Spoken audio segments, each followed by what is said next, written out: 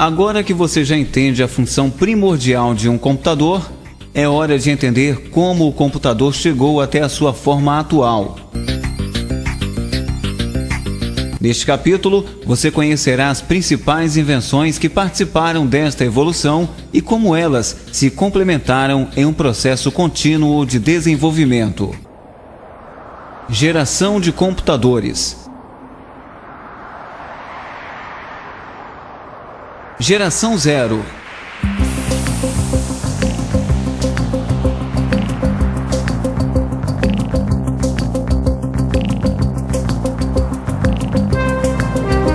Desde os primórdios da humanidade, o ser humano vem buscando criar uma série de auxílios para ajudá-lo em suas necessidades de cálculo e resolução de problemas. Os homens primitivos não tinham necessidade de contar, pois o que necessitavam para sua sobrevivência era retirado da própria natureza. A necessidade de contar começou com o desenvolvimento das atividades humanas, quando o homem foi deixando de ser pescador e coletor de alimentos para fixar-se no solo. O homem começou a plantar, produzir alimentos, construir casas, proteções e fortificações, e passou a domesticar animais, usando os mesmos para obter a lã e o leite, tornando-se criador de animais domésticos, o que trouxe profundas modificações na vida humana. As primeiras formas de agricultura de que se tem notícia foram criadas há cerca de 10.000 anos na região que hoje é denominada Oriente Médio. A agricultura passou então a exigir o conhecimento do tempo, das estações do ano e das fases da lua. Assim, começaram a surgir as primeiras formas de calendário. No pastoreio, o pastor usava várias formas para controlar o seu rebanho. Pela manhã, ele soltava os seus carneiros e analisava ao final da tarde se algum tinha sido roubado, fugido, se perdido do rebanho ou se havia sido acrescentado um novo carneiro ao rebanho. Assim, eles tinham a correspondência 1 a 1, onde cada carneiro correspondia a uma pedrinha que era armazenada em um saco. No caso das pedrinhas, cada animal que saía para o pasto de manhã correspondia a uma pedra que era guardada em um saco de couro. No final do dia, quando os animais voltavam do pasto, era feita a correspondência inversa, onde para cada animal que retornava era retirada uma pedra do saco. Se no final do dia sobrasse alguma pedra, é porque faltava algum dos animais, e se algum fosse acrescentado ao rebanho, era só acrescentar mais uma pedra. A palavra que usamos hoje, cálculo, é derivada da palavra latina calculus, que significa pedra pequena. A correspondência unidade a unidade não era feita somente com pedras, mas eram usados também nós em cordas, marcas nas paredes, talhos em ossos, desenhos nas cavernas e outros tipos de marcação. Devido às limitações mentais dos homens primitivos, eles necessitaram com o tempo de criar uma série de auxílios para ajudá-los em sua crescente necessidade de calcular. Uma das ferramentas mais antigas já criadas para ajudar o homem a calcular foi o ábaco. O ábaco surgiu aproximadamente há 4.000 anos antes de Cristo. Em sua versão original, ele era formado por uma placa de argila onde se escreviam algarismos que auxiliavam nos cálculos. Após aprimoramentos, cerca de 200 anos antes de Cristo, o ábaco era constituído por uma moldura retangular de madeira com varetas paralelas e pedras deslizantes. Um dos ábacos mais populares foi desenvolvido na China, foi chamado de Suanpan e era usado para adições e subtrações. Passaram-se séculos sem que qualquer invenção ficasse registrada, até que fossem criados os bastões de Napier no final do século XVI. Eram tabelas móveis de multiplicação e divisão feitas de marfim. O responsável foi um nobre escocês chamado John Napier, inventor também dos logaritmos. Apesar de dispositivos semelhantes aos bastões terem sido usados desde o final do século XVI, eles só apareceram documentados a partir de 1614. Um conjunto completo de bastões de Napier consiste em 9 peças, uma para cada dígito de 1 a 9, e ajudava no processo de multiplicação de números. Em 1642, um francês de 18 anos, de nome Blaise Pascal, inventou a primeira máquina de somar, a pascalina, que executava operações aritméticas quando se giravam os discos interligados. Essa máquina foi a precursora das calculadoras mecânicas.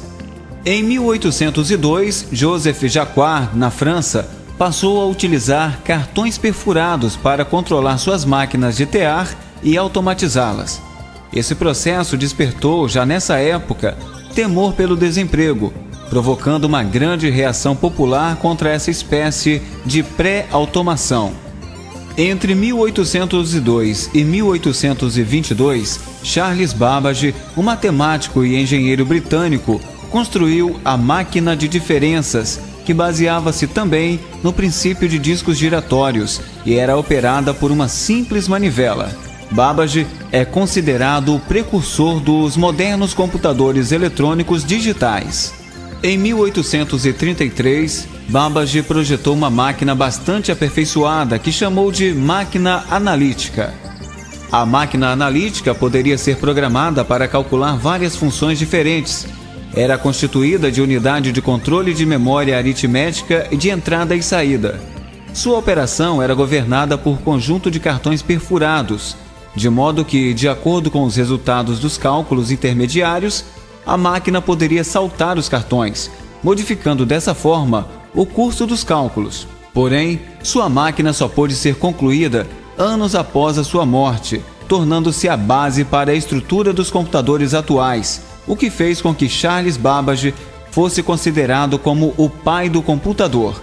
De fato, o projeto de máquina de Babbage muito se aproxima do projeto das máquinas atuais, pois possuía dispositivos de entrada e saída, uma memória e engrenagens que permitiam o processamento.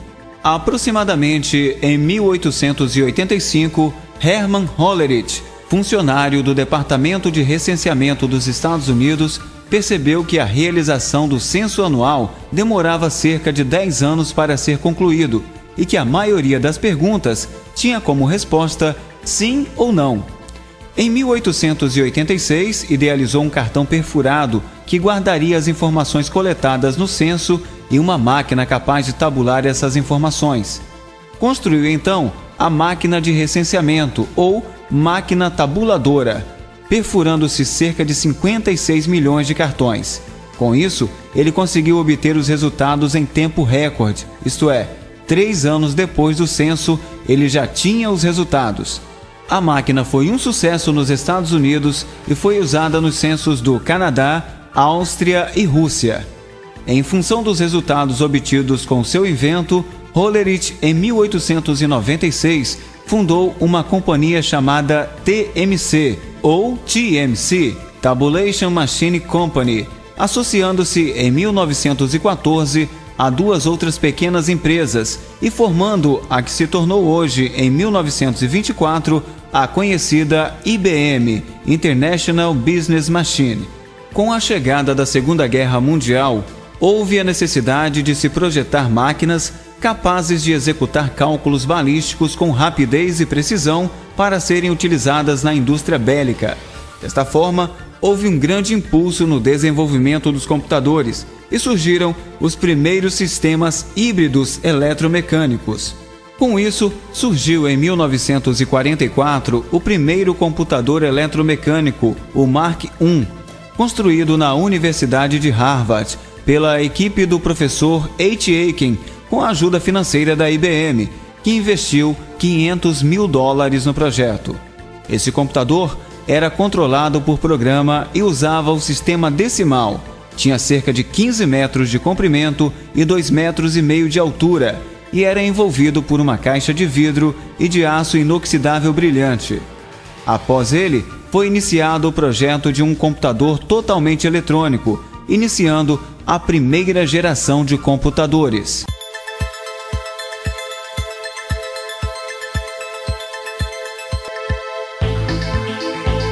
A primeira geração de computadores é marcada pelo surgimento dos primeiros computadores eletrônicos. Um grande número de projetos foram implementados, baseados na utilização de relés e válvulas eletrônicas para a realização de cálculo automaticamente. Os relés são eletroímãs, cuja função é abrir ou fechar contatos elétricos com o intuito de interromper ou estabelecer circuitos. Já a válvula é um dispositivo que conduz a corrente elétrica num só sentido. Uma das grandes vantagens da primeira geração em relação às máquinas eletromecânicas era, sem dúvida, a maior velocidade de processamento. Entretanto, por serem todos baseados em tecnologias de válvulas eletrônicas, normalmente quebravam após não muitas horas de uso, devido ao alto aquecimento que as válvulas alcançavam em pouco tempo de uso. Em 1943, um projeto britânico, sob a liderança do matemático Alan Turing, colocou em operação uma série de máquinas mais ambiciosas, dentre elas o Colossus, que ao invés de relés eletromecânicos, usava 2.000 válvulas eletrônicas. O Colossus trabalhava com símbolos perfurados numa argola de fita de papel que, inserida na máquina de leitura fotoelétrica, comparava a mensagem cifrada com os códigos conhecidos até encontrar uma coincidência. Ele processava 25.000 caracteres por segundo e foi muito usado para decifrar códigos alemães secretos. Talvez o computador mais relevante desta geração seja o ENIAC, Electronic Numerical Interpreter and Calculator, ou seja, computador e intérprete numérico eletrônico, projetado para fins militares pelo Departamento de Material de Guerra do Exército dos Estados Unidos na Universidade de Pensilvânia. Era o primeiro computador digital eletrônico de grande escala e foi projetado por John W. Moultrie e J. Presper Eckert. A entrada de dados no ENIAC era baseada na tecnologia de cartões perfurados e os programas eram modificados através de reconfigurações no circuito. Apesar das dúvidas com relação à sua confiabilidade, o ENIAC permaneceu operacional por mais de 10 anos e em algumas operações conseguia ser até 1000 vezes mais rápido que o Mark I. O ENIAC em números: 18.000 válvulas, 70.000 resistores, 10.000 capacitores, peso 30 toneladas, área 1.400 metros quadrados, consumo 150 kW de potência, 5.000 adições ou 300 multiplicações por segundo. Uma das maiores contribuições da época para a evolução dos computadores veio de um dos consultores que trabalhavam com o ENIAC, chamado John von Neumann. Ele percebia as dificuldades inerentes à programação destes computadores e delineou com isso os elementos críticos de um sistema de computador: memória, processador e dispositivos de entrada e saída, e o conceito de programa armazenado em memória, que até hoje é a base da arquitetura dos computadores.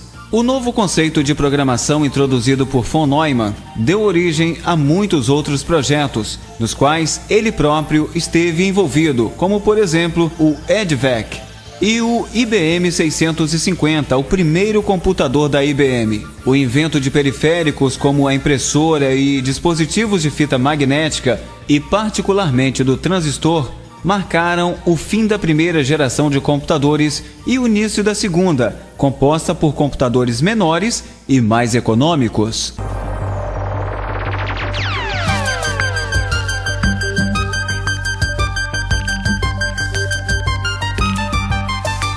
A segunda geração foi marcada por computadores transistorizados, ou seja, que usavam um componente eletrônico chamado transistor. Este componente apresentava um consumo e aquecimento muito menores que as válvulas, além de serem mais confiáveis. Por conta de também possuir dimensões menores, sua adoção contribuiu para uma redução no tamanho dos computadores da época. Em 1952, John Moultrie e Presper Eckert abriram sua própria firma na Filadélfia e criaram o UNIVAC, Universal Automatic Computer, ou seja, computador automático universal, destinado ao uso comercial.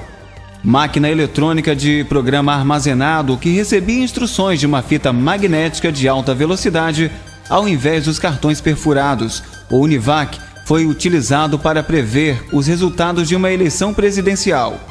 O UNIVAC marcou também o surgimento de dois periféricos, o Unityper e Uniprinter.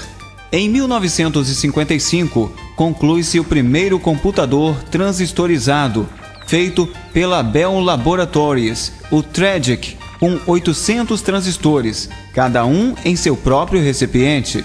O transistor é um componente eletrônico que começou a se popularizar na década de 1950, tendo sido o principal responsável pela revolução da eletrônica na década de 1960, e cujas funções principais são amplificar e chavear sinais elétricos.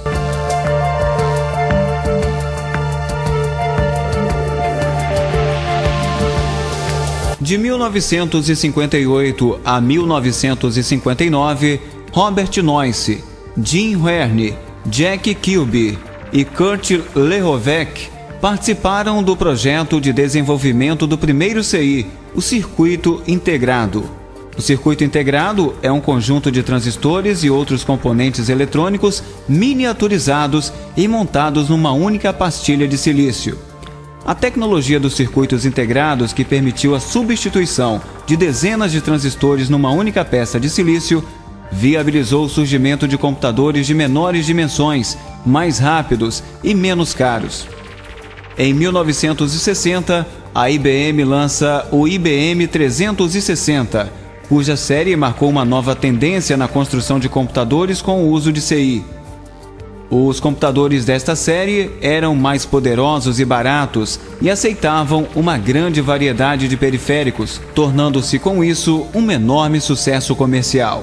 Em 1965, a Digital Equipment introduz o PDP-8, primeiro mini computador comercial com preço competitivo.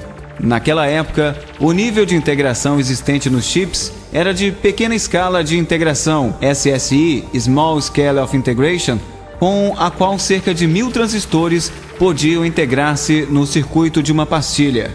Com o passar dos anos, foram desenvolvidas escalas maiores de integração, de forma a conseguir alocar mais transistores em uma mesma pastilha de silício. Um outro computador dessa geração que conheceu grande sucesso, particularmente nas universidades e centros de pesquisa, foi o mini computador da série PDP-11. A invenção dos circuitos integrados teve efeito importante na vitória dos Estados Unidos na disputa espacial com a antiga União Soviética e na conquista da Lua, pois tornou possível o embarque de computadores mais complexos em foguetes, necessários para o êxito das missões espaciais.